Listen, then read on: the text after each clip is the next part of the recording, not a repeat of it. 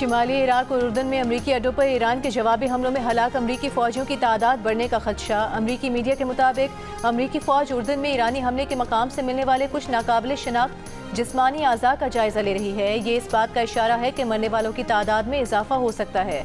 अमरीका 3 अमरीकी फौजियों की हलाकत का एतराफ़ पहले ही कर चुका। एक अमरीकी फौजी लापता और बाज़ जख्मी भी बताए गए हैं।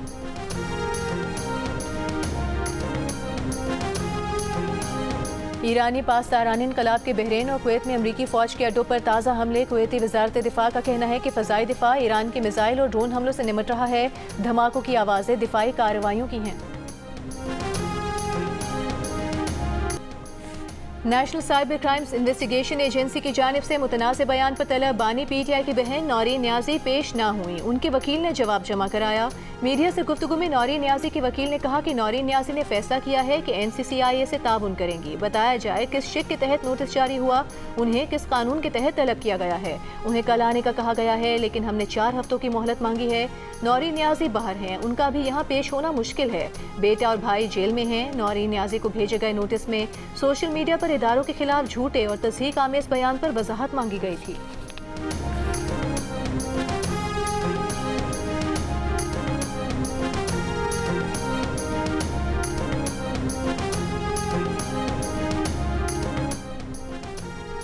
बानी PTI की बहन नौरीन न्याज़ी के मुतनाज़ बयान से PTI का ऐलान लाताल्लुकी। PTI के सेनेटर बैरिस्टर अली जफर ने कहा कि बानी PTI की बहन के बयान से PTI का कोई ताल्लुक नहीं। सुप्रीम कोर्ट के बाहर मीडिया से गुफ्तगू करते हुए मजीद कहा कि गुज़िश्ता रात बैरिस्टर गौहर ने उन्हें जुडिशल कमीशन इजलास में शिरकत न करने का कहा। उनकी ज़ाती राय में किसी भी इदारे का बॉयकॉट नहीं करना चाहिए। पार्लियामेंट समेत हर प्लेटफॉर्म पर अपना मौक़िफ़ पेश करना चाहिए। PTI का फैसला है जिसे तस्लीम करना उनकी मजबूरी है। चेयरमैन PTI बैरिस्टर गौहर ने कहा कि जुडिशल कमीशन के इजलास का बॉयकॉट जारी रखेंगे। वो और सेनेटर अली जफर हाईकोर्ट जजेस तैनाती से मुतालिक इजलास में शरीक नहीं होंगे।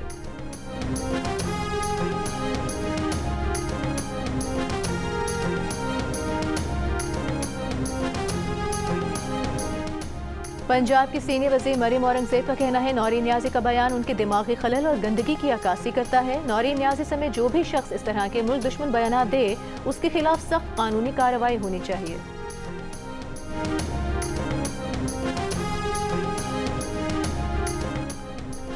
बानी PTI से वकला और अहले खाना की कब और कितनी मुलाकातें हुई। जेल इंतजामिया 3 हफ्तों में तमाम रिकॉर्ड जमा कराए।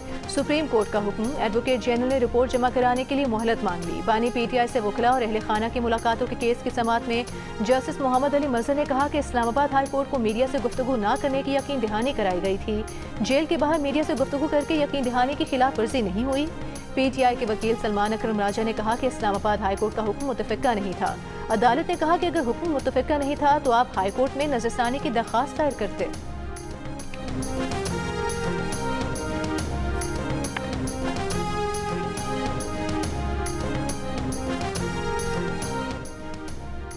चीफ जस्टिस याहिया अफरीदी के ज़ेर सदारत जुडिशल कमीशन का इजलास। इस्लामाबाद हाई कोर्ट में 3 नए एडिशनल जजों की तकर्रुरी की सिफारिश। Ayaz Shaukat advocate, district and sessions जज शाहरुख अर्जुमंद और उमैर मजीद मलिक एडवोकेट को इस्लामाबाद हाई कोर्ट का एडिशनल जज बनाने की मंजूरी दे दी गई। पेशावर हाई कोर्ट के 4 एडिशनल जजेस को मुस्तकिल जज कर दिया गया। इनमें जस्टिस फरा जमशेद, जस्टिस इनामुल्ला खान, जस्टिस साबितुल्लाह खान और जस्टिस औरंगजेब शामिल हैं। सिंध हाई कोर्ट के जस्टिस फयाजुल हसन शाह की बतौर मुस्तकिल जज तैनाती की तौसीक न हो सकी। उनकी मुद्दत मुलाजमत में 6 माह की तौसीक की सिफारिश की गई है, जबकि सिंध हाई कोर्ट के आईनी बेंचेस की मुद्दत में मजीद 3 माह की तौसीक की सिफारिश की गई। 5 में से 3 एडिशनल जजेस की तकर्रुरी की सिफारिश। मोहम्मद हुमायूं खान एडवोकेट को सिंध हाई कोर्ट का एडिशनल जज बनाने की सिफारिश।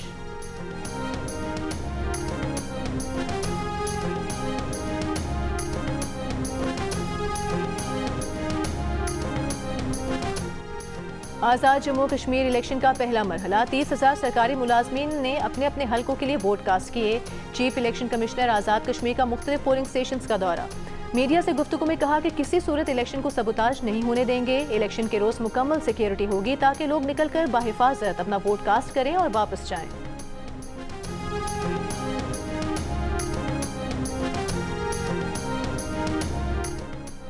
पेट्रोलियम डीलर्स ने यौमिया कीमतों के निज़ाम का खैर मकदम करते हुए हुकूमती पॉलिसी की हिमायत का ऐलान कर दिया। विफाकी वज़ीर पेट्रोलियम अली परवेज़ मलिक से पाकिस्तान पेट्रोलियम डीलर्स एसोसिएशन के वफ़द की मुलाकात में वफ़द की आबनाए हुमुस बहरान के दौरान पेट्रोलियम मसनूआत की बिला तातुल फराहमी पर हुकूमत को खिराज तहसीन पेश किया। अली परवेज़ मलिक का कहना था कि यौमिया पेट्रोलियम कीमतों का नया निज़ाम 7 रोज़ा रूलिंग एवरेज पर मबनी होगा, इससे शफाफियत बढ़ेगी। डिविडेंड इनकम पर 35% टैक्स वसूली के केस में एफबीआर को शिकस्त, सुप्रीम कोर्ट का 10% टैक्स बरकरार रखने का हुक्म। फैसले में एफबीआर के तमाम सिविल पिटीशंस खारिज करते हुए अदालत ने कहा कि डिविडेंड एक अलग टैक्स ब्लॉक है, इसे आम आमदन करार नहीं दिया जा सकता। डिविडेंड पर मखसूस टैक्स निज़ाम ही नाफिजुल अमल रहेगा। इस्लामाबाद हाई कोर्ट पहले ही टैक्स दहिंदगान के हक में फैसला दे चुकी है, जिसे एफबीआर ने सुप्रीम कोर्ट में चैलेंज किया था। सरकारी यूनिवर्सिटी के रजिस्ट्रार को मुबैना तौर पर ब्लैकमेल करने के केस में खातून अफसर पर मर्द रजिस्ट्रार को हिरासा करना साबित, तनज़्ज़ुरी की सजा बरकरार। फैसले में कहा गया है कि खातून अफसर ने मर्द रजिस्ट्रार के साथ सेल्फी बनाने की ख्वाहिश का इजहार किया। शिकायत कुनंदा ने बताया कि अहम ओहदे की भर्ती उनका इख्तियार नहीं तो मुलजिमा का रवैया बदल गया। खातून ने धमकी दी कि उन्हें मनपसंद ओहदा न मिला तो वो वीडियोस जारी कर देंगी। शिकायत कुनंदा के खिलाफ हिरासानी की शिकायत दर्ज करा देंगी। खतरा भांपते हुए शिकायत कुनंदा ने गुफ्तगू रिकॉर्ड कर ली। रिकॉर्डिंग सुनाने पर मुलजिमा ने गलती मानी और माजरतनामे जमा कराए। यूनिवर्सिटी की इंक्वायरी कमेटी ने खातून को कसूरवार करार देकर तनज़्ज़ुली 3 साल तरक्की पर पाबंदी और इंतजामी ओहदे पर तकर्रुरी से महरूमी का फैसला सुनाया। मुलजिमा ने सजा के खिलाफ विफाकी मुहतसिब बराए इंसदाद हिरासत में अपील दायर की। विफाकी मुहतसिब ने तरक्की और तकर्रुरी पर ताहयात पाबंदियां खत्म कर दी, तनज़्ज़ुली की बुनियादी सजा बरकरार रखी।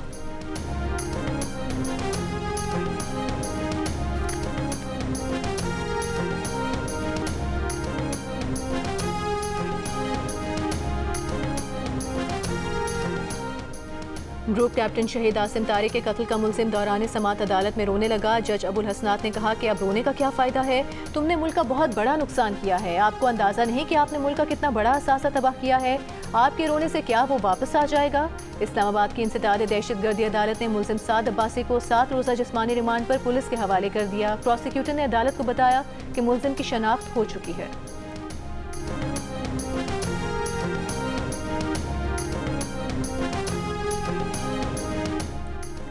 कराची में सरकारी बस की टक्कर से माजूर होने वाले शहरी को 34 साल बाद इंसाफ मिल गया। ज़िले अदालत का सिंध हुकूमत और बस ड्राइवर को मुतासरा शहरी को 1 करोड़ रुपए हर्जाना 3 माह में देने का हुक्म। अदालत ने करार दिया कि हादसा ड्राइवर की गफलत के बाइस पेश आया, सिंध हुकूमत भी जिम्मेदार है। हादसे में मुद्दई की टांग ज़ाया हो गई। मुस्तकिल माजूरी की वजह से मुद्दई की आमदन और समाजी जिंदगी मुतासिर हुई। मुद्दई 1992 में खुरंगी रोड पर तेज रफ्तार सरकारी बस की टक्कर से जख्मी हुआ था।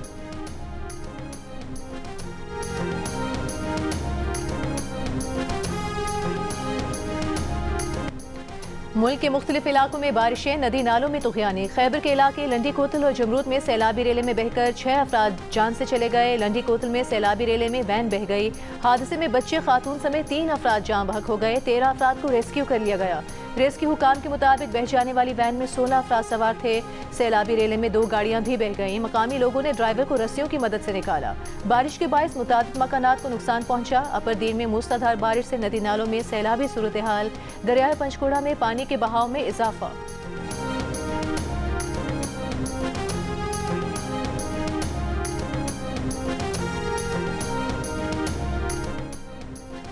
वादी कागान में शदीद बारिश के बाद मड स्लाइडिंग से शाहराह कागान और पानी के कटाव के बायस झील सैफुल मलूक रोड पर ट्रैफिक की रवानी मुतासिर रही। गिलगित बल्तिस्तान के जिला स्टोर में तूफानी बारिशों के बाद सैलाबी सूरत हाल। कई देहातों में घरों, फसलों और राबता सड़कों को नुकसान पहुंचा। आज़ाद कश्मीर के शहरबाग के नाला महल में तुग़यानी आ गई। इंतजामिया ने नाले के करीब वाक़े मुतादिद मकानात खाली करवा लिए। वादी नीलम में सैलाब से मुतासरा इलाकों में इमदादी कार्रवाइयाँ जारी। मर्दान में बारिश के बायस घर के कमरे की छत गिर गई। बहन भाई जाम भाग हो गए। लाहौर के मुख्तलिफ इलाकों में कहीं हल्की कहीं तेज बारिश। पेशावर में भी बारिश का सिलसिला वक्फे वक्फे से जारी।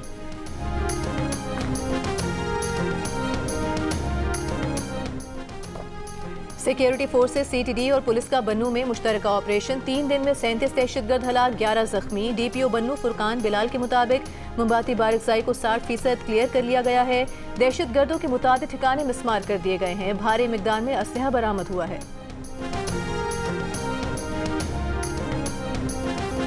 और ईरानी वज़ीर दाखिला सिकंदर मोमिनी पाकिस्तान पहुँच गए। वज़ीर दाखिला मोहसिन नकवी ने इस्तकबाल किया, कहा इलाकाई सूरत हाल पर पेशरफ मुतवक्के है। उम्मीद है ईरानी वज़ीर दाखिला अच्छी खबर लेकर आए हैं। सिकंदर मोमिनी वज़ीर आज़म और फील्ड मार्शल से भी मुलाकात करेंगे।